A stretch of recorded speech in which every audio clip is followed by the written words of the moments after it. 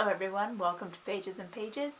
I've been doing a lot of talking videos lately, so today I want to get back into the books, and we're going to do that with another installation of Book versus Book. For those of you who don't know, Book versus Book is a segment on my channel where I take two books, I read them, and I put them in a head-to-head challenge against one another to find out which one's the best and which one gets the book drop. How do I know which one's better? I have very subjective standards, but it's an interactive segment, so I need your votes too. At the end of this video, I will associate one of the books with the thumbs up button and one of them with the thumbs down button, and we'll see which one wins collectively amongst all of us with all of our subjective standards together. So that's what we're going to do today. Book versus book. Here we go. Today's books were suggested by Meepolis over on Literally Graphic. Hi! And they were really good, so I'm excited to get into it. So without further ado. The first contender is Sylvia Plath, The Bell Jar.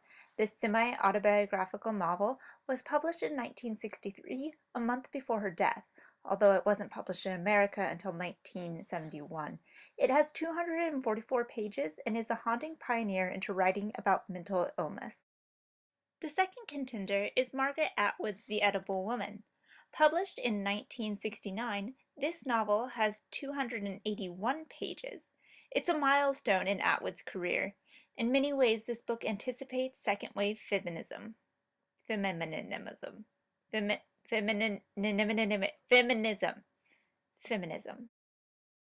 As these were published very close together, it seems clear that Plath and Atwood were responding to the spirit of the age.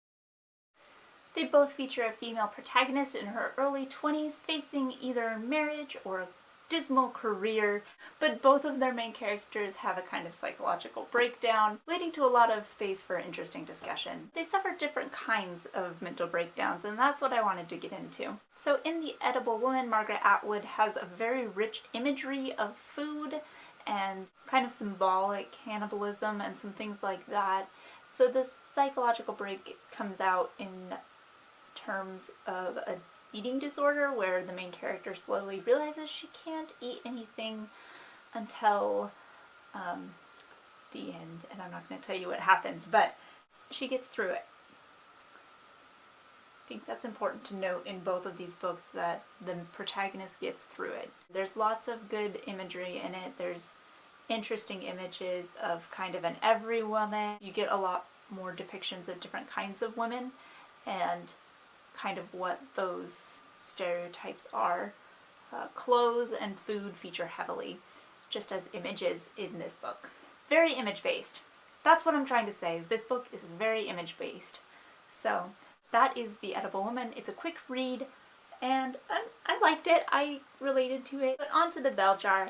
This one is less image-based. This one does a very interesting first-person experience of sliding into a kind of depression, which was very interesting to read. So you got a much deeper understanding of what was going on inside of our protagonist's head. And while I say this one is less image-based, it still has beautiful poetic language, and I appreciate that. Both of these books were really good. I read through them both so fast. There's a lot of very relatable things for being, you know, a young 20-something facing either a career or potentially trying to figure out what if I even want to get married, that kind of thing. Even though I haven't suffered depression to the extent that the protagonist of The Bell Jar does, and I haven't been completely anorexic ever, there's still a lot of relatable content in these books. I can see why these books are classics in their kind of era and genre. What really struck me as interesting about The Edible Woman was the way that there were so many different female characters portrayed, and how the main character found herself being put into these boxes of what it means to be a woman, just depending on what your station and circumstances in life. So that was kind of really interesting to read that. What was so poignant about The Bell Jar was the way that mental illness was addressed. It's not romanticized. Illness isn't romanticized in The Bell Jar at all.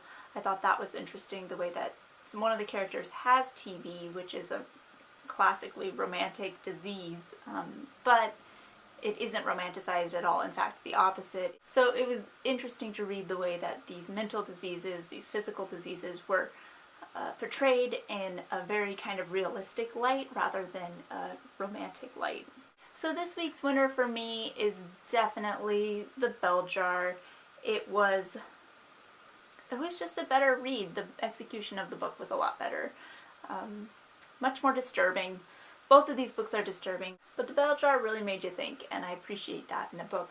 And the fact that it's kind of semi-autobiographical has, I think, something to do with that.